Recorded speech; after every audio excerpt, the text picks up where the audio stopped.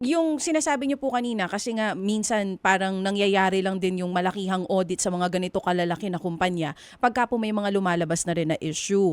So, yung laki po ng tax liability nito pong dami ng kumpanya ng mga diskaya, paano po kaya ito nakalusot sa radar po ng BIR? Paano po?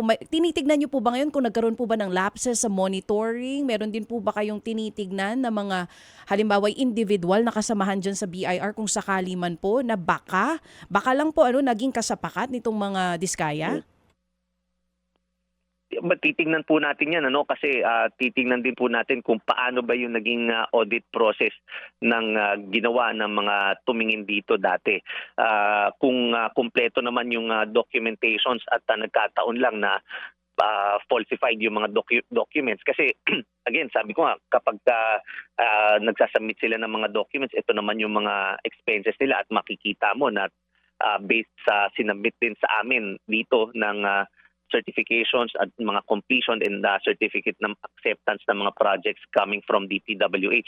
Siyempre tatanggapin na ng examiner yan. So kung totoo at kung kumpleto lahat at naging maayos yung pag-audit, yun lang, kinakailangan minsan kasi kunyari sa nangyaring ito, kinakailangan you go beyond the documentations dahil nga may impormasyon na tayo na hindi totoo yung mga ginawang proyekto or substandard yung proyekto at hindi tama ang binayarang buwis pagka napatunayan na substandard or itong lalo na itong ghost projects. Mm-mm. So kapag nakita natin yan, of course, sisilipin natin kung sino-sino rin yung involved kung meron man. So sa ngayon po, tinitignan na talaga kung meron ngang involved. Nagsisimula na po rin yung investigasyon ninyo in-house.